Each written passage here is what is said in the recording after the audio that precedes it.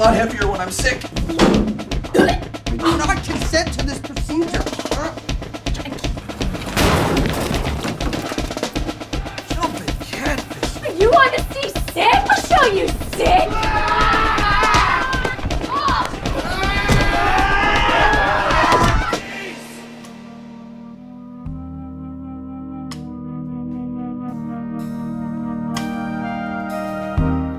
Hi, this is Chicago Film News. I'm Ian Simmons of Kicking the Seat.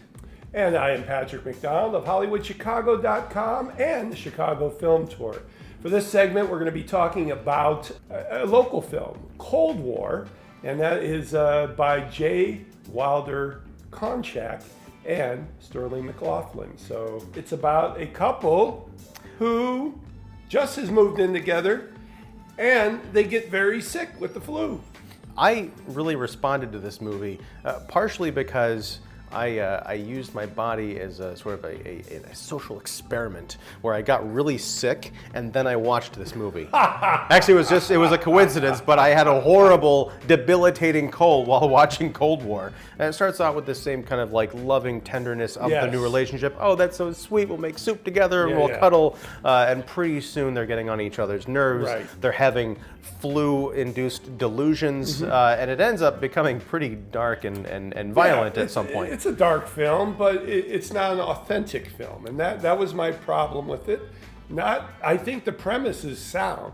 I think if you go into a screenwriting class and say, here, we're going to do 2 scenes, and here's the premise, I think you would get some pretty good stuff. Okay. Because if you go authentic about 2 people who have just moved in together, they decide to come together, they're pre-marriage, that's so they're going to make the plunge, and the first week they're together, they're deathly ill. Now, you're most vulnerable when you're deathly ill. Yes. Therefore, I mean, the complications that could come out of that would be very funny, I think.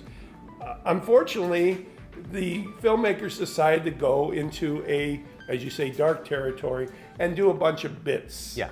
That is kind of, to me, disconnected from the original premise. Yeah, I mean, right off the bat, and I'm going to use this term not as disparagingly as it sounds, hopefully, but the writing is very kind of sitcom-y. It has those kinds of like rhythms of a modern sitcom, a bit of absurdist. I think I responded to that. I don't think I laughed out loud, particularly during the setup stuff, but I thought, oh, this is clever. This is kind of cute. I would watch this as a TV show.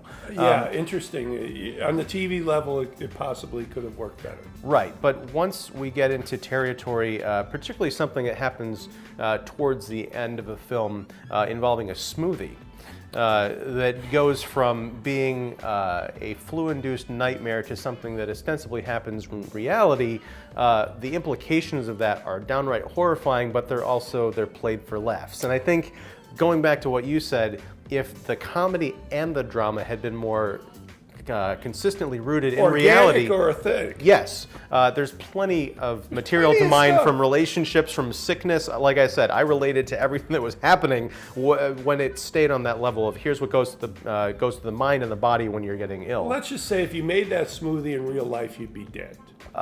Yes, and there would have been charges. There would have been police action, trials. The lead actress, Madeline Walter, thank you. Okay. The lead actress, Madeline Walter, as a comedian, she has base in comedian, that's her background. She was able to pull off a lot of these bits where other people could not have handled them. Yeah, I think she was very charismatic. Yes. I would watch her pretty much in anything. So we've discussed Cold War. Yes. And one of the things I want to emphasize is that filmmakers, please go out and make your films. This is one of these local things that I'm very, very proud of the Chicago film scene. I want it to continue. I want people to make films just to both entertain and enlighten us. Ian? Well, I agree. Yes. I was, I think, a bigger fan of Cold War than you were, agreeing that we have kind of our differences, our likes and our dislikes, but it is definitely worth seeing.